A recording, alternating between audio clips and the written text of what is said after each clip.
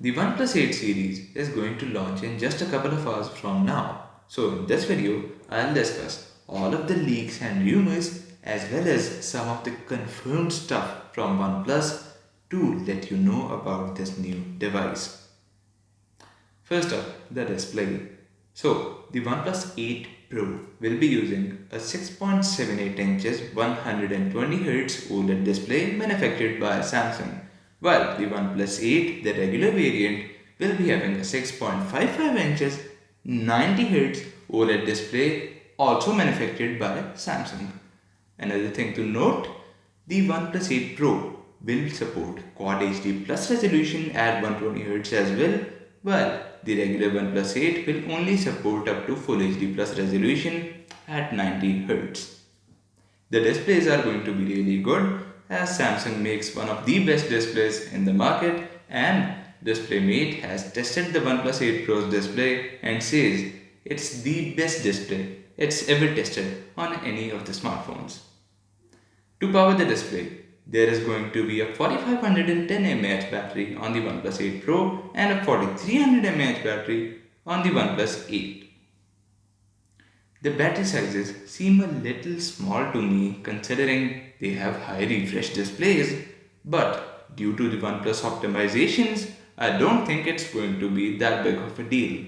Even if you do need a top up, there is going to be Warp Charge 30T wired charging available, as well as for the first time in any OnePlus, the OnePlus 8 Pro will support wireless charging as well, and not any regular wireless charging at up to 30 watts, although you will have to buy a proprietary OnePlus charger to enable that.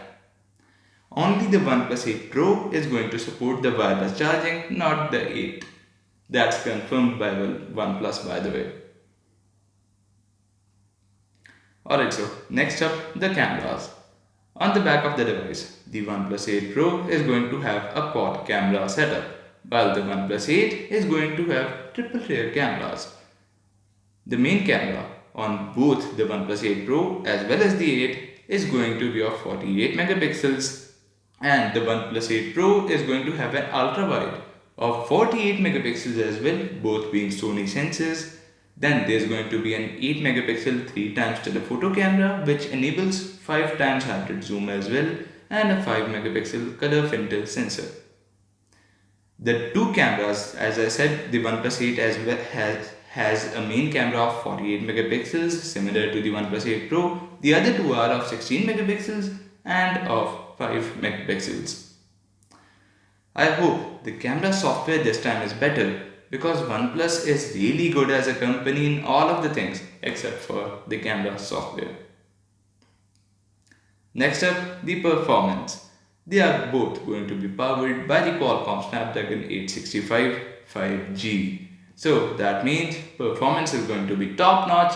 It's not going to stutter or lag at all. It's going to give you perfectly smooth experience at 120 Hz or 90 Hz or whatever the hertz are. The Snapdragon 865 is best in class chip right now for Android devices. Although the fastest mobile chip is the Apple A13, but Apple of course won't allow OnePlus to use its chips. Alright, so next up, biometrics.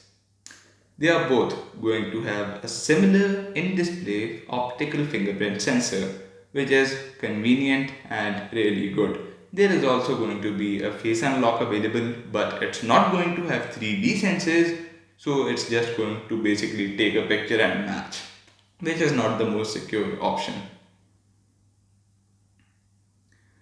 Alright, so other than that, the differences between the 8 and 8 Pro are very minor. No wireless charging, like I said before, no IP rating for the 8, although it is going to be waterproof. But for the 8 Pro, OnePlus will have an IP68 certified device.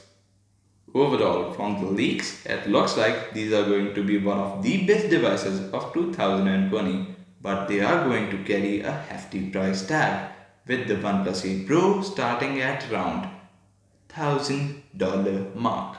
OnePlus has said that it's going to be cheaper than the Galaxy S20, which starts at $1,000. So you can expect any price between $900 and $1,000.